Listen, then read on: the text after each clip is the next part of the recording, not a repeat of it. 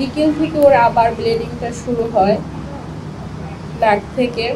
আর রাত 12টার পরে আবার বমি বমি মানে ওর যেহেতু আপনারা তো জানেন যে ওর যেহেতু ব্রেইনে হ্যামারেজ, সো ওই জায়গা থেকে। আর আজকে দুপুরেও মানে আজকে সকাল থেকেই ওর একটু অস্বাভাবিক, মানে ও হয়তো আগে তাকাতো বা পরিচিত যা কাউকে দেখলেও কথা বলতে চায় বা চাইতো, বাট কথা বলতে গেলেও হঠাৎ করে স্টপ হয়ে যাচ্ছে।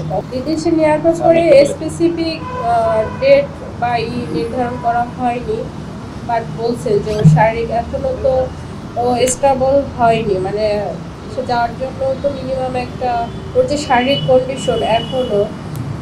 গতকাল বিকেলেও ওর আবার মানে গতকাল দুপুর পর্যন্ত মোটামুটি একটু ছিলেন, বাট ওকে আইসিইউ থেকে এখন বেডে স্থানান্তর হয়েছে ওর মেনলি ক্রাউড ম্যানেজমেন্টের জন্য। যখন আইসিইউতে ছিল অনেক মানে যেহেতু একজন জাতীয় পর্যায়ের একটা পরিচিত মুখ, সবাই দেখার জন্য ভিড় করছে, সো জায়গায় তো আরও অনেক রুগী আছে, তো তাদের সেফটির ব্যাপারটা মাথায় রেখে ওকে কেবিনে করা হয়েছে ওই জায়গায় ট্রিটমেন্টের জন্য। ও কালকে দুপুর পর্যন্ত মোটামুটি ছিল, বাট বিকেল থেকে ওর আবার ব্লিডিংটা শুরু হয় নাক থেকে।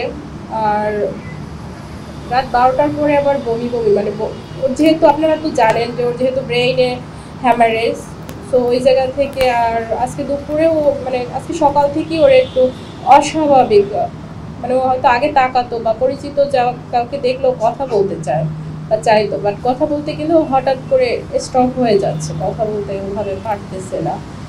সো এই জিনিসগুলো বিবেচনা করে শারীরিক অবস্থা দেখে তারা উদ্যোগ নিবে।